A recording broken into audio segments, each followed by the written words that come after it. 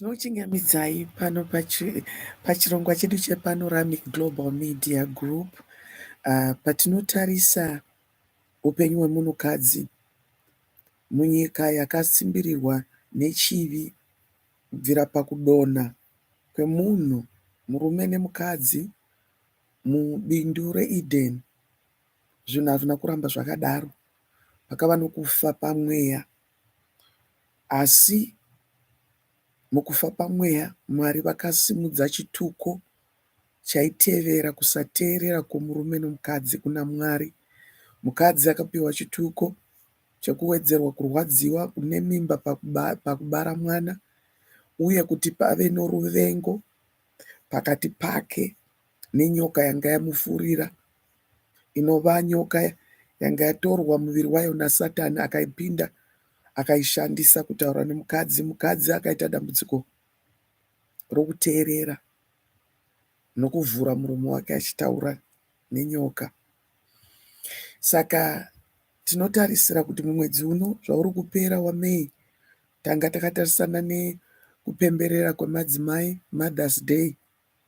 Taakuda kutarisawo kuti munguva yedu Mwari vachiri kutarisira kuti mukadzi ange ari munhu akaita sei.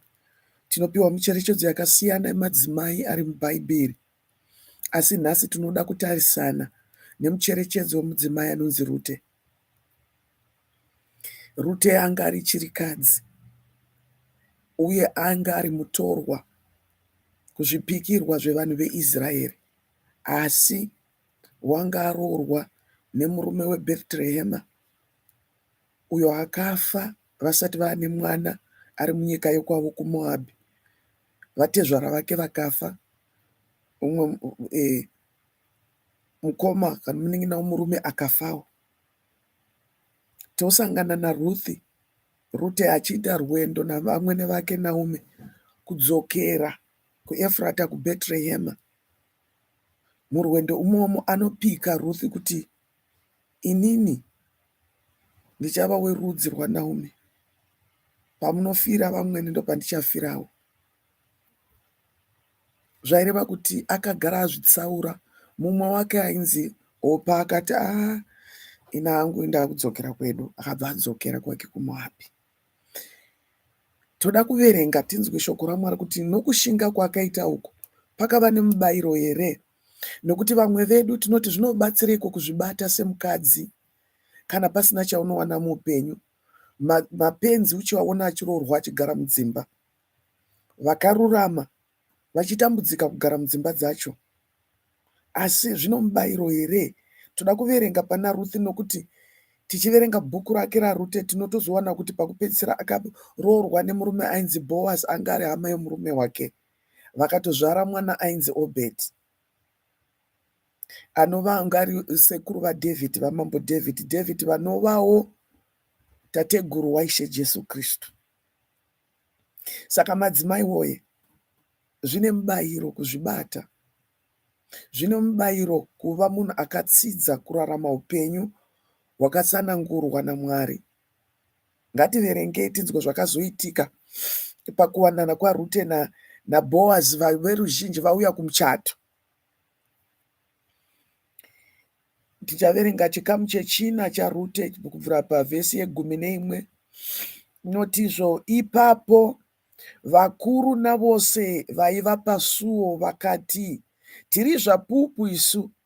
Jehovha ngaaite kuti mukadzi ari kuuya mumusha mako ave saRakeri naRea, avo vakavaka pamwe chete imba yaIsraeri. Iwe dai ukasimudzirwa muEfurata uye ukava nomukurumbira muBheterehema, kuburikidza navana vaunopiwa naJehovha nomukadzi wechidiki uyu. Mhuri yako ngaive seyaPerezi, uyo akaberekerwa Judha naTamari, marudzi aDhavhidhi.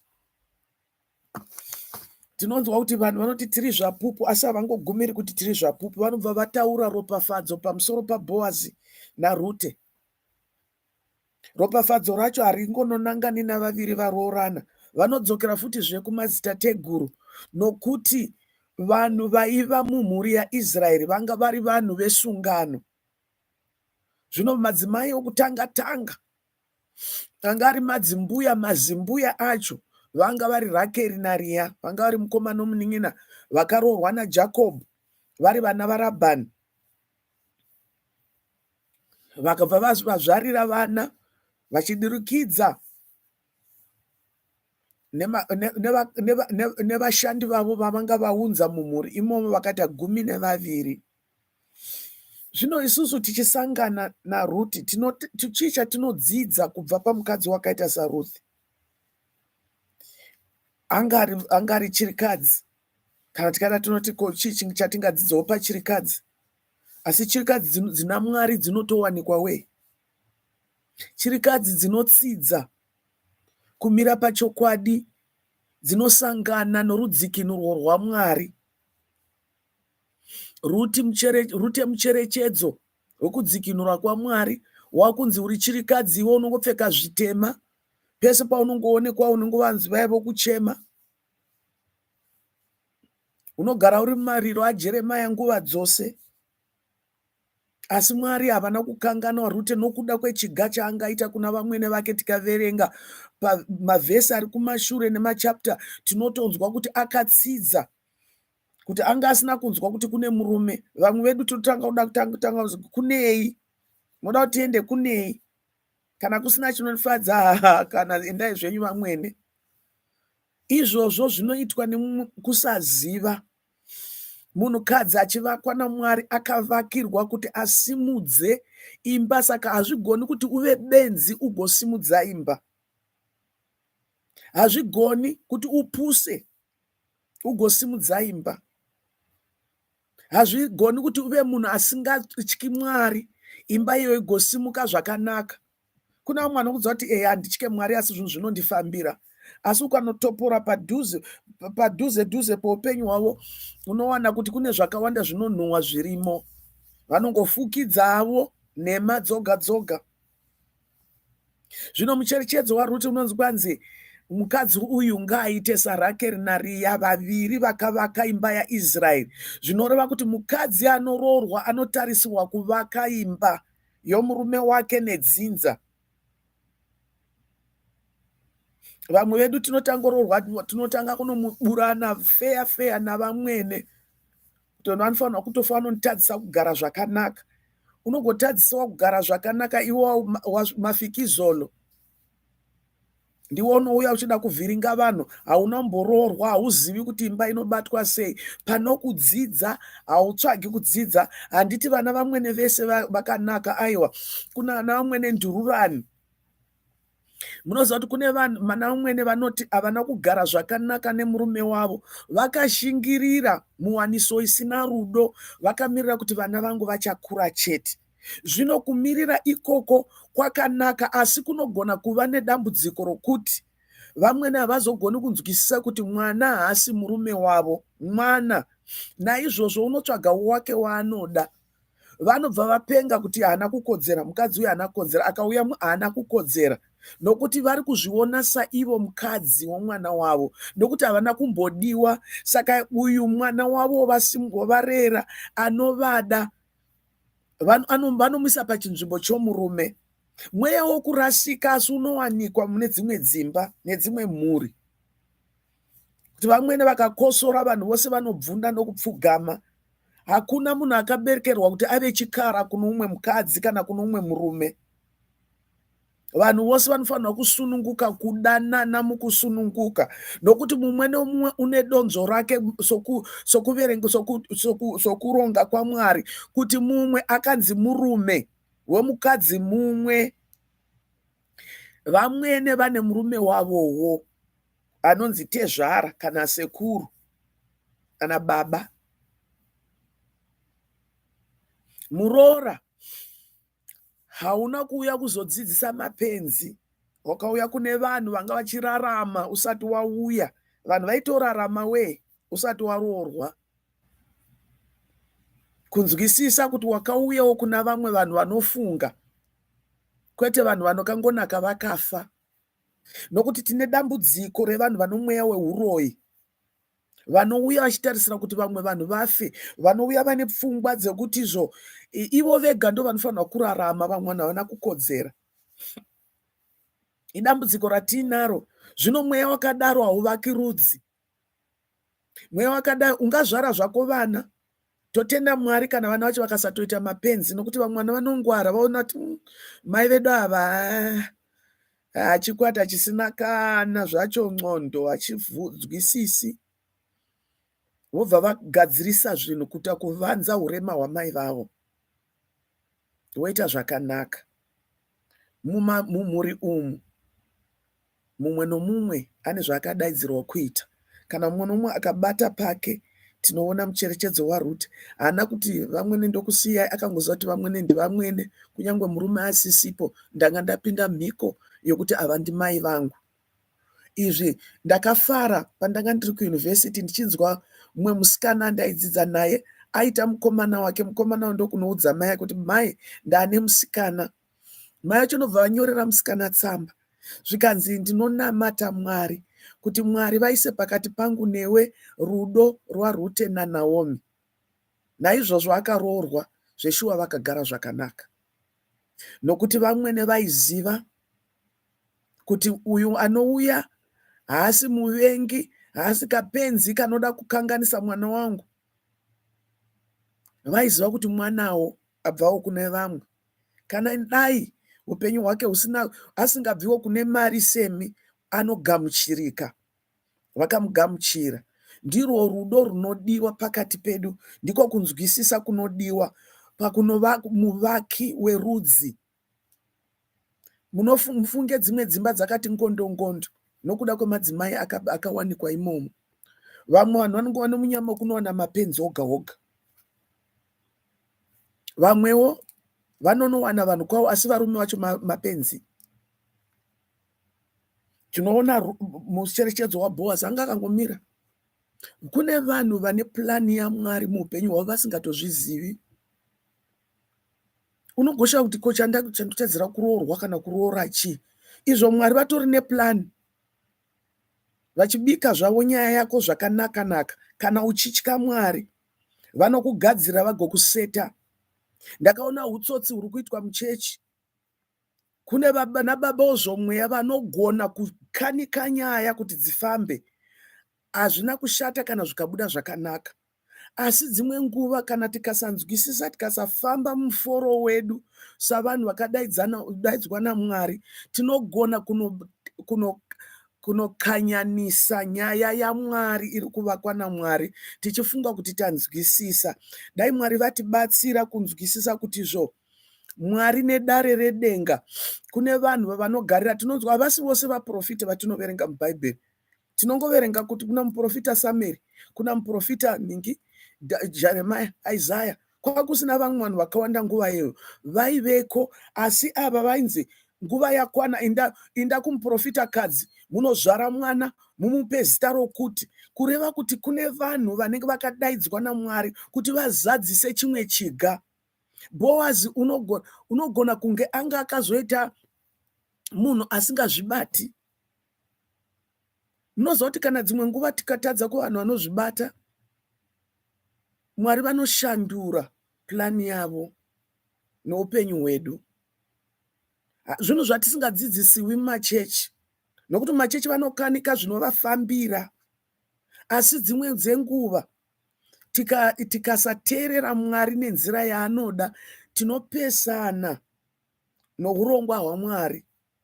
Mwari avo havakundikani, vanogona kugadzirisa, asi zvavanenge vakaronga hatizivi kuti vanga vachida kuita sei.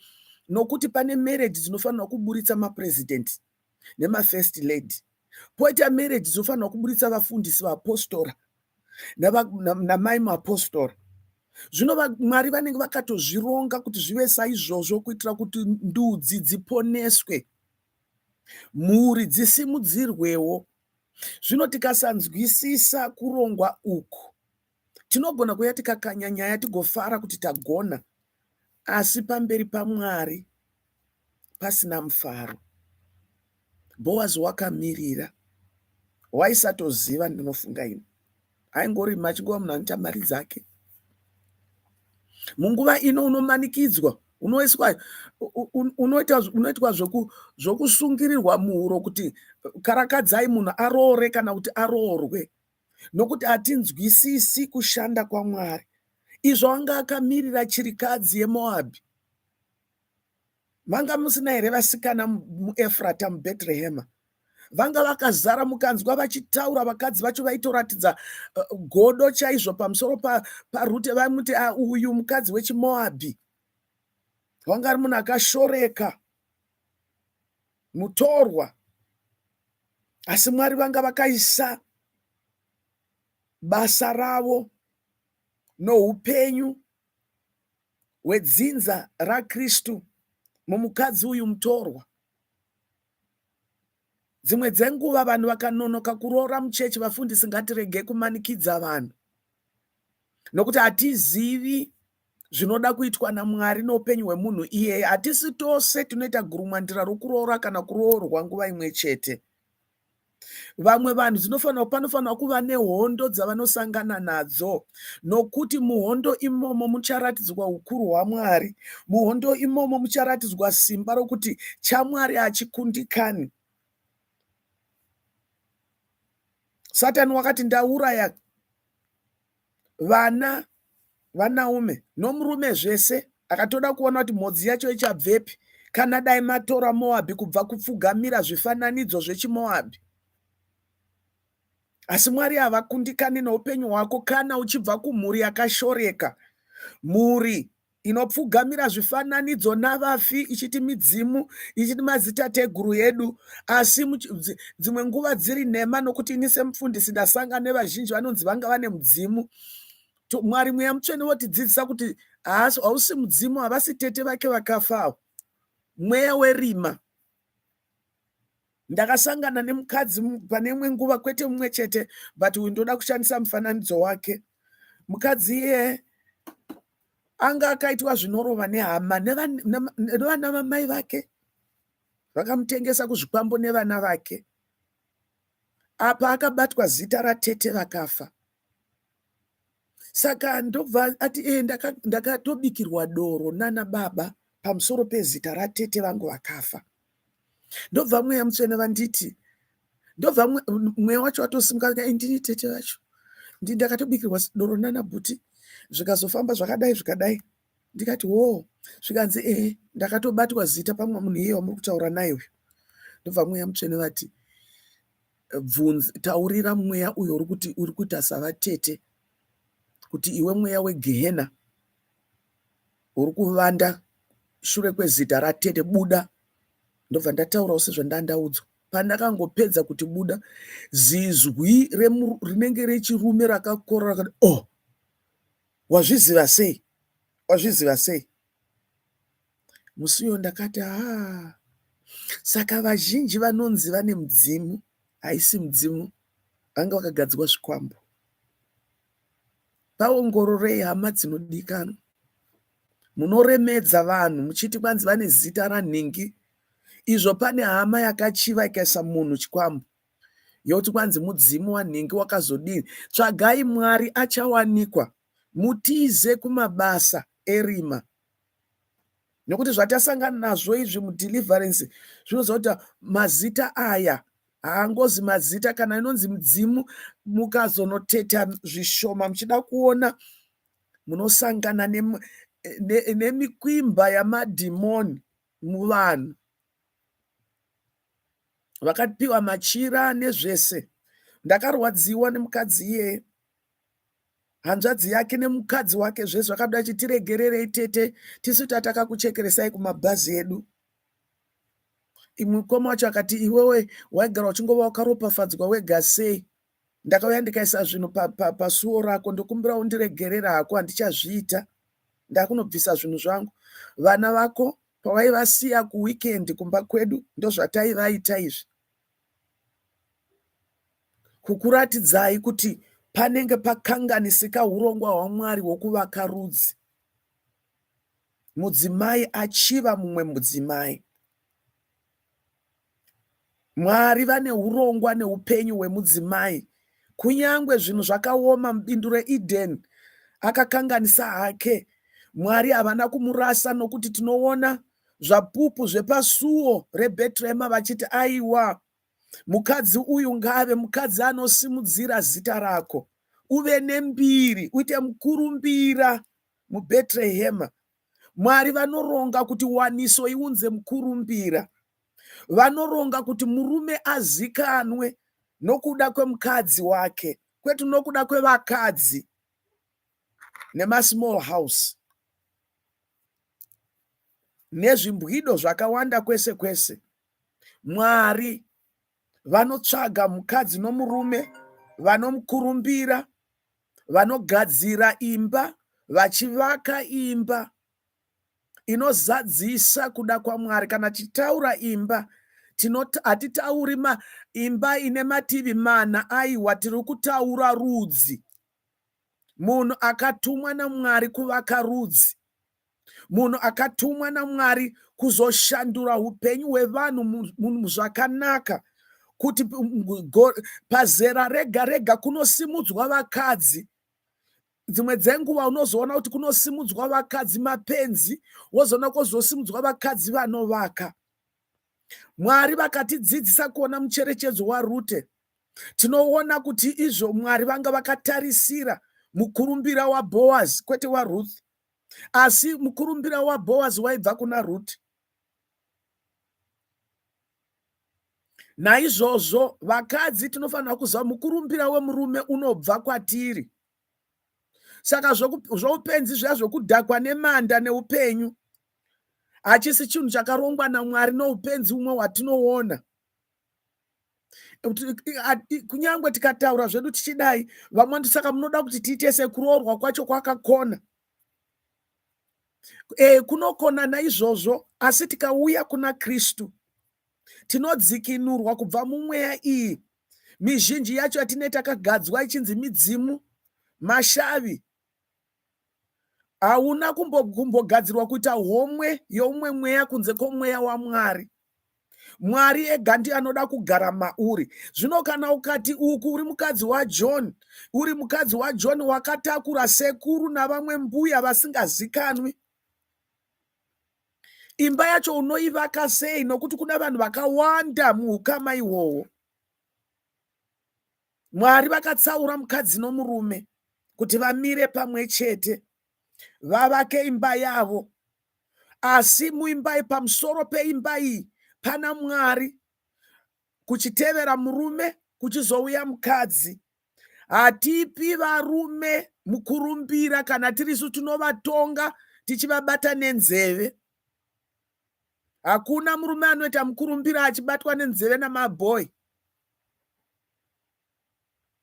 Mukurumbira womurume unobva pakuzvininipisa kwomukadzi. Kuzvininipisa hazvirevi kushaya simba, kunzwisisa urongwa hwaMwari paupenyu.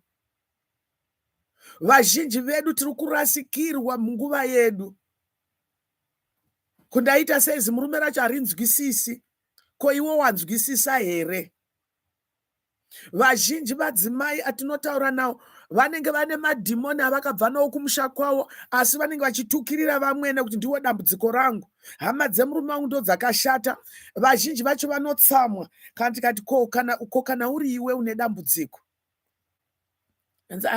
mufundisi mungabva madarowo here? Vakadzi tine pfungwa yekuti hakuna chakaipa chinobva kumhuri kwatakabva, nhamo yose inobva kwatakaroorwa. Idzo dzinongova nhema dzaSatani, manyepo chaiwo. Saka zvinozoitika ndezvokuti iwe nematambudziko ako nokuvhiringika kwako kwokumusha kwako unouya nako kuvanhu vakazvigarira zvakanaka, wokonzera mvonga mupopoto ikoko. Kana wadaro kuti hamuvaoni, havagoni kugara zvakanaka, vatonitadzisa kugara. Izvo ndiwo nemazimweya anokutevera, anovhiringa pose panenge pachiitika zvinhu zvakanaka. Zvakanaka kuti majaya musati mawana munotsvaga Mwari nechiso chaMwari pamusoro pemukadzi waunoroora. Zvekutarisa chimiro kuti akaita sebhodhoro retarino, izvi hazvifambi. Nokuti namakumbo iwo anokutsika musoro agokurova nepoto. nokuti pane mweya wakamugara. Dzimwe dzenguva tinozvipinza mumatambudziko akadai, jambwa irori rokuvhiringidza kana kubasa kana zvese zvaungochitarisira kuita muupenyu. Kune mweya inobuda ichitaura kuti murume wacho takapedza naye. Murume wacho unongova mushandi wedu anotishandira, tisi tunotonga. Eni zveshuwa choona kuti mwana wevaridzi anzwiswa nemukadzi. Mukadzi achingoshanyarika seshana, asi murume achinge achitwa iye muranda. Rudo harudaro. Rwatinonzwa pana Rute 4 vhesi 11 kuti vanhu vakapupura kuti iwe zvawatora, anga atora chirikadzi, asi havana kutarisira kuti izvo pachava nerimwe dambudziko, nokuti mutsika dzavo wanga agara nhaka zvaienderana netsika yerudzi. Vakati aiwa, nhasi tiri zvapupu, dai mukadzi uyu auya mumba mako aita saRute, saRakeri naRea, vaviri vakavaka imba yaIsraeri. Madzimai, makadaidzwa kuvaka dzimba, makadaidzwa kuvaka rudzi. Nokuti zvikashayikwa izvozvo munozvara vana manyin'inya. Kudzidza hazvirevi kuti vanhu kwavo vanhu vanonzwisisa. Munhu wose anoverenga mabhuku achiita matesti achipasa. Pane kutsvaga kwaMwari kwemukadzi, kwemurume anozadzisa kuda kwaMwari panyika. Izvozvo hazvisi nyore. Vaiko vasikana vanogeza vakachena vakashambidzika muBheterehema, asi Mwari vakanotora chirikadzi, nokuti chirikadzi yakaita mhiko kuna vamwene kuti handikusiyei, pamunofa ndipandichafira, vanhu venyu vachavowo vanhu verudzi rwangu. Mwari vanotsvaga mukadzi ane pfungwa iyoyo, kuti haangotsvagi zvake zvinomunakira, anotsvaga kuti ko umambo hwaMwari hunosimudzirwa sei. Kana waita saizvozvo, Mwari vanoziva kuti ndiri kupa mudzimai achanovaka upenyu hwevamwe, murume. Wouya hake zveBhoazi ane mari, wakagara zvakanaka. Vakadzi vazhinji tinorwerwa Rute tikaona munhu ane mari kuti naye. Asi hatimbogari pasi kufunga kuti ndiri mukadzi chaiye, nzatondozviona mberi. Unozviona mberi sei? Tinodzidziswa mucherechedzo weumambo hwedenga, nokuti Kristu, Pauro anotidzidzisa kuti varume dai vakadzi venyu sezvamunozvidawo imi. Muchiteera mucherechedzo waKristu wakada kereke, akaifira nokuida. Vangani venyu vangatofira mukadzi wenyu ipapo? Unoziva kuti kwanzi mashura mubani, taanyakana izvozvo hazvigoni, nokuti hauzivi chinonzi waniso. Vazhinji vedu takadzidza kubva vana baba vaiva nemabarika, paigara pachingopopotedzwana pachirwisano. Saka kuti nzwisise rudo chairwo kumukadzi wani hatizvinzwisisi. Tinotoshingirira kunoita small house, nokuti tinonzwa ndo zvinofambisa ropa redu. Naizvozvo tinozvibvisa kana kuzvisubtracta kubva muplani yaMwari. Vazhinji vedu takarasika muplani yaMwari youpenyu hwedu nokuda kwesarudzo dzatakaita. Mwari ngavatibatsire. Vamwe tinogona kudzorerwa mugwara, asi vamwe takatorasika zvachose, hapachina kana dzikinuro inovapo. Asi kune vanoda zvavo kuzvininipisa, vasingaiti kuti zvichagondibatsirei nyangwe ndikachinja, hapana zvinondibatsira. Ukanotsvaga Mwari, Mwari vane nyasha. Ndosaka Kristu akafa pamuchinjikwa. Simba rake rinogona kukudzikinura. Ndinzwei imi muri kumabhawa, munoti kwanzi kuwanikwa kwakona. Kunokona nei kana Jesu ari mupenyu, iye akabhadhara zvivi zvako, kuti iwe kana watenda kwaari urege kuparara. Kusawanikwa kuparara, nokuti Satani anenge agona kuvhuna urongwa hwaMwari muupenyu hwako. Ere chinorwadza ndechokuti vazhinji vedu, waniso dzedu dziri kukanganiswa nevabereki chaivo vakatizvara. Vabereki ngatiregei kuchiva runako rwevana tovatengesa kunjuzu kuti tiwane mari. Ndine musikana akandiudza kuti pandakazvarwa Hanzi mbuya wangu vakandiudza kuti baba wangu vakanditarisa ndazvarwa ndiri mucheche, zvikanzi aka kakatsvukira aka ndichaita mari nako. Kutorongera mucheche rushiye kuti ndichaita mari. Eni zvechokwadi upenyu hwemukadzi iwo hwanetsa muwaniso yake, nababa vakati vati vachaita mari naye. Baba ane mabhizinesi zvechokwadi. Ndo upenyu hunosarudzwa nevamwe vabereki pamusoro pevana vavo. Munoti vabereki vakadaro vangaburitsavo here Rute weMoab anogona kunosimudza rudzi rwaJudha akavawo muurongwa hwaMwari? Vabereki tasvika pakuda mari zvokuti upenyu hwevana hahuchina kana chiremera kwatiri. Mai chaivo vanosimuka kuti wangu ndotengesa ini kuti ndigozikanwa sabusiness woman. Business woman, unoita business woman akagara paropa romwe munhu, unofunga kuti kubudirira kwako ndokwechokwadi here? Zvino Jehovha uri kusimuka mukutonga vanhu vakadaro. Mwari ari kutsamwa kuti vazhinji venyu makakanganisa vana Rute veMoab vaikufanirwa kusimudza marudzi panguva ino. Makauraya vanhu vaifanirwa kuroorwa nemapresidenti. Makauraya mapresidenti acho vapenyu, asi makatora simba rokugona kuti vasumuke vazadzise kuda kwaMwari. Maiwe, hamunamatiri vana, munosiya zvakangodaro nokuti chamukutsvaga imari. Muna muchitofunidza kwazvo kunga bhoki kuti ndoiwana kupi mari. Hamugoni kuburitsa vana Rute veMoab vanoita madzitateguru eshumba yaJudha aJesu Kristu. Asi munguva ino yokupedzisira Mwari ari kutsvaga vana mai vakadaro. Naizvozvo ticharasikirwa nana mai vazhinji, ivo vanokara vakafunga kuti vakangwara, vanozviita Mwari. Nokuti kana uchishandura upenyu hwomumwe munhu nokuda kworuchiva, nokuda kwokuda kuita mari, uri kuzviita Mwari, nokuti uri kuti Mwari zvamakaronga imimi hamunyatsozivi, chiregai ndiitei inini ndinoziva kwazvo. Zvinove pamasuo vopupura chii pamusoro pevanasikana vako, kuti hedzo pfambi dzisina dzimba. Iwe chiti hazvina basa kana usina murume, chero munhu chizvishandira uri murume pachako, ukangonzwa vanhu vanotaura mashoko iwayo, vana mai vasikana tizai, vana mai vakadaro, nokuti mashoko iwayo havasi kungotaura kuti uri murume pachako, vari kukurodza kuchikwambo. Murume wacho unobva kupi wakapfeka dhirezi? Vari kukudza kuti vane zvavari kutokuita kuti uite somurume. Makambona vamwe vakadzi vanenge vachibhesera vakadaro, baba vanotobvunda kwazvo, nokuti ndo varume pachavo ivavo. Vanhu vanenge vachifamba vachiita savanhu vapenyu, asi kumusoro munhu ukumwise wenjuzu, nokuda kwezvakaitwa namadzibaba avo. Nokuti madzibaba avo akashora urongwa hwaMwari pamusoro pemwanasikana kana pamusoro pomwanakomana. Vakachiregai Mwari tigadzirise tiite mari. Mari dzacho dzinonhuhwa pamberi paMwari. Mamwe mabhizinesi acho anosemesa, nokuti haana kure kwaanoinda, asi munenge mangoshandiswa sevabereki kuparadza urongwa hwaMwari muupenyu hwevanhu.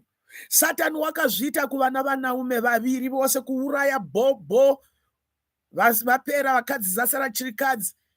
Mumwe murooro akati kana ina handingagariri izvozvo, ndoda murume ndonotsvaga, ndodzokera kuzvimwari zvangu. Uye akati aiwa, ndakaita mhiko, handichadzokeri shure.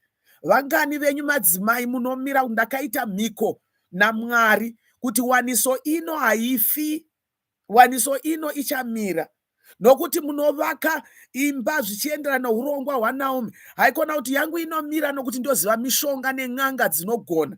Dzimwe nguva muchatinhirirwa muri nemheni yaMwari, muri muzvimba zven'anga izvozvo, muri kuchipinge, nokuti muri kutsvaga nzira dzokuparadza urongwa hwaMwari. Pano kuchema kwevanasikana veZimbabwe kunonzwisa tsitsi. Ukavaona nemabasa avana vachiti, mufundisi, ndaishuva kuita imba yangu, asi vabereki vangu vakandisunga. Vabereki vangu chaivo vandu vari kutoti hapana chinofamba. Mai, vakatakura mwedzi mipfumbamwe vanooma moyo, kuoma moyo, kuti hazvina basa, chinodiwa imari. Pano makanganwa shoko raMwari rakataura kuti kudisa mari mudzi wechakaipa, chakaipa chose. Zvino imi munofunga kuti muchabuda, denga racho munoripinda sei? Svondo munoenda kuchechi. Pano mweya wakabuda pane umwe mwana wasekuru vake vapenyu, zvikanzi ini ndachita mwana uyu mukadzi, asi ndiri eridha wokuchechi. Ndanchimuvinga ndichivanza zvangu uso hwangu, asi ndichimuita mukadzi. Chati munozviitirei zvikandidzo mhiko dzokumusha kwedu? Kwete mhiko dzaKristu Jesu kwavari eridha, dzokumusha kwavo. Vachingopedza, mbuya vemwana, mai vamai achibva vabuda, ngaauye iye mwana azodyawo nyama yavanhu sevamwe. Anofunga kuti anoshamisira chii? Ndimbuya ivavo, mai vamai. Kuti tine zvatakaronga kumhuri kwedu. Mai ivavo vanodonzi ndivo mai veZioni muchechi.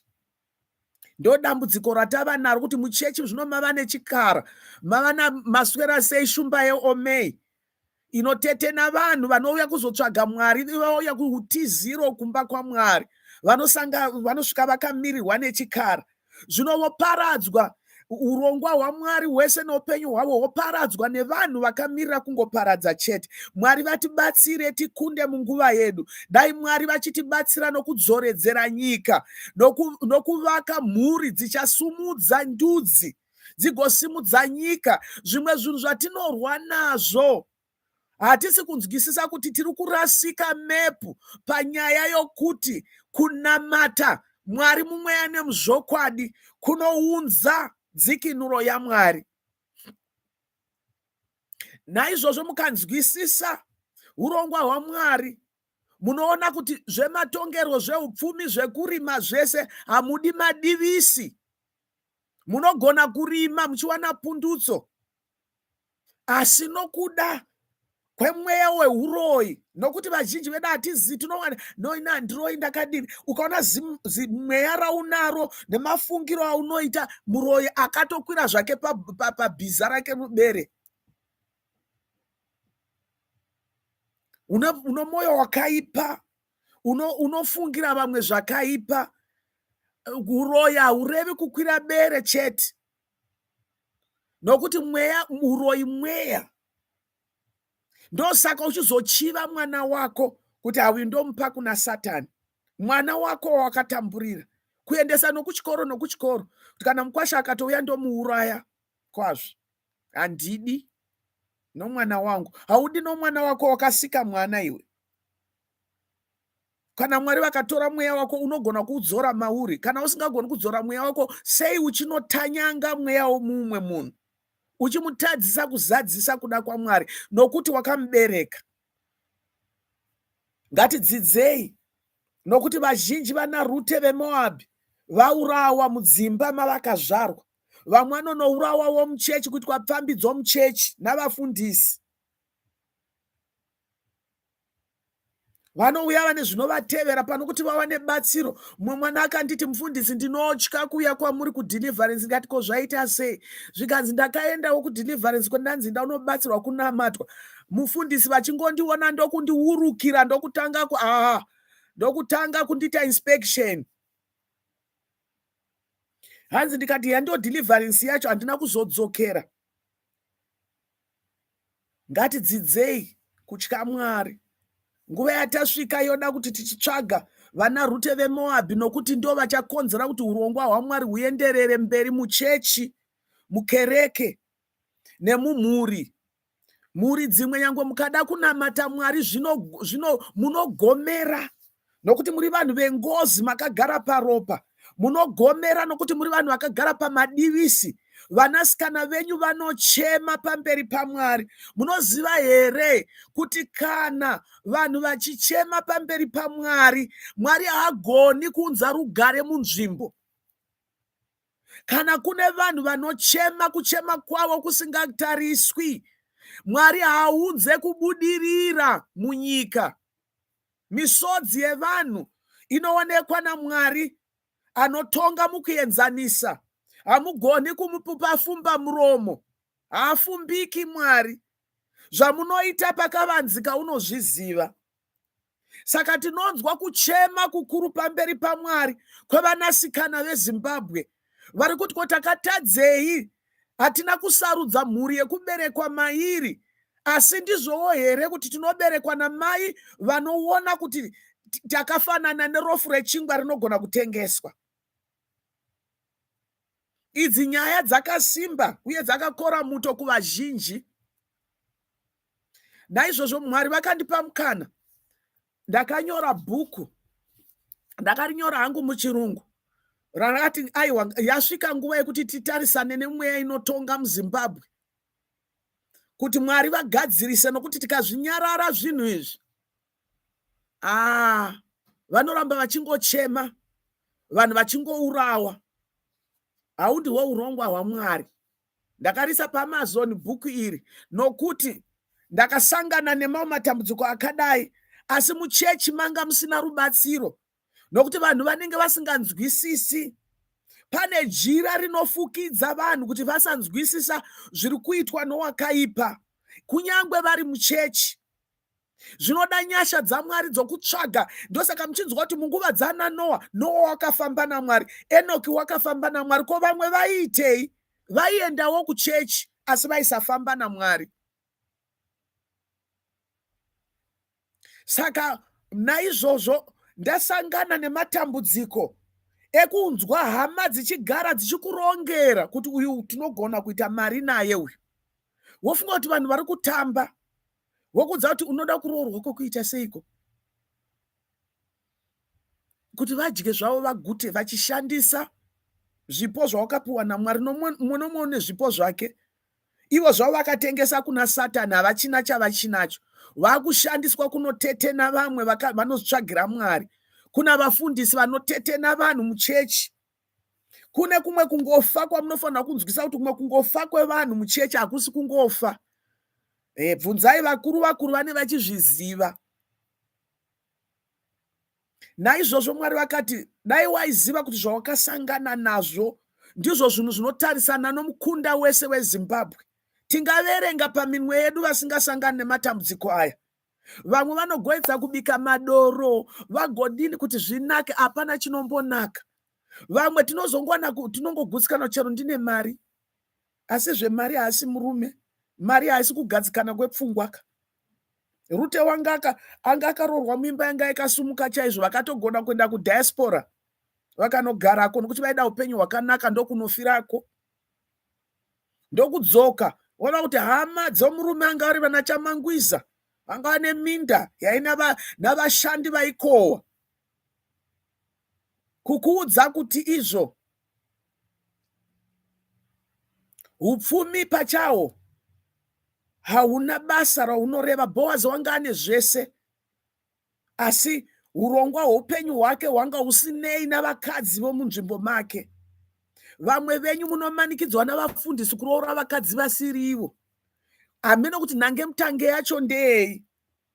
Tsvagai Mwari vasikana, tsvagai kudzikinurwa, nokuti vamwenyu makatakura zvihombe ipapa muchifamba, runako zvarwo, asi muri mariva akamirira kudhingura vamwe vanhu upenyu hwavo nekuda kwezvamakaitwa nemadzibaba enyu. Dai Mwari vakubatsirai, vakakurwirai panguva yakadai.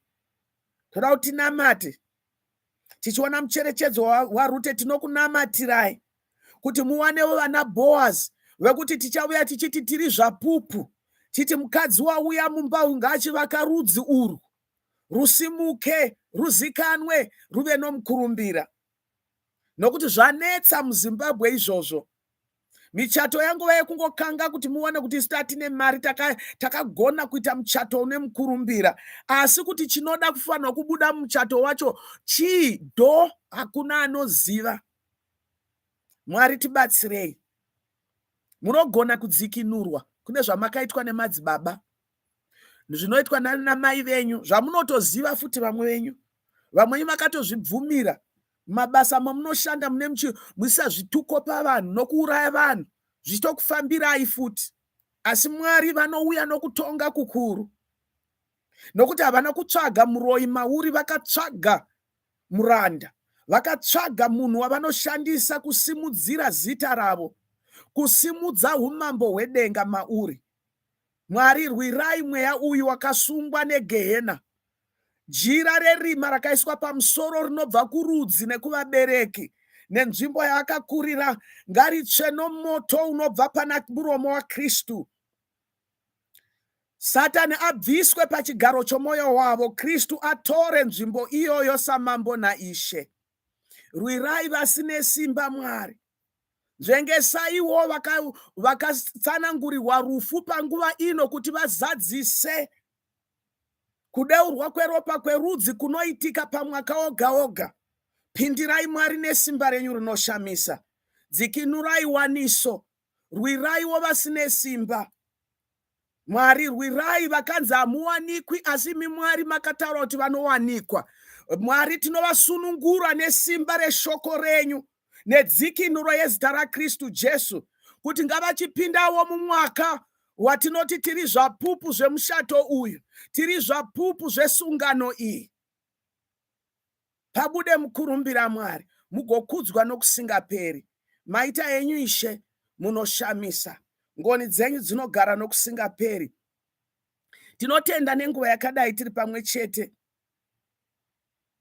Tinoda kutaura nyaya dzinonzi hadzichataurwi. Madzimai, tisimuke tidzorerwe panzvimbo, kwete kuti mapenzi anongopepereka nemhepo, nokuda kwemhepo dzatakadirwa padziri. Iko zvino tinoda madzimai anomira semusambangwena, kuziva kuti ndakazvarirwa nguva yakaita seino kuti ndizadzise kuda kwaMwari, kwete kupupurika. Ndakambopupurika, asi iko zvino ndamira semusambangwena nokuda kwenyasha. Imi zvifeve zviri mubhawa, zivai kuti imi muri vavhangeri vari kutiza basa ramakadaidzirwa naMwari.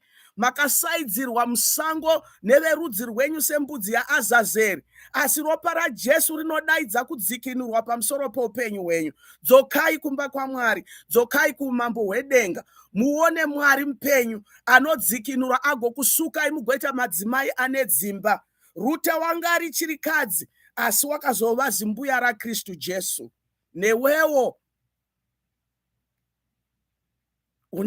une urongwa hwaMwari neupenyu hwako. Gamuchira urongwa ihwo muzita raJesu. Ndinotenda nenguva yatava tese. Ini ndiri wePanoramic Global Media Group. Zita rangu nonzi Pastor Fortunate. Ndinoda kuti tiparidze vhangeri sevhangeri, titsvage Mwari, timuzive.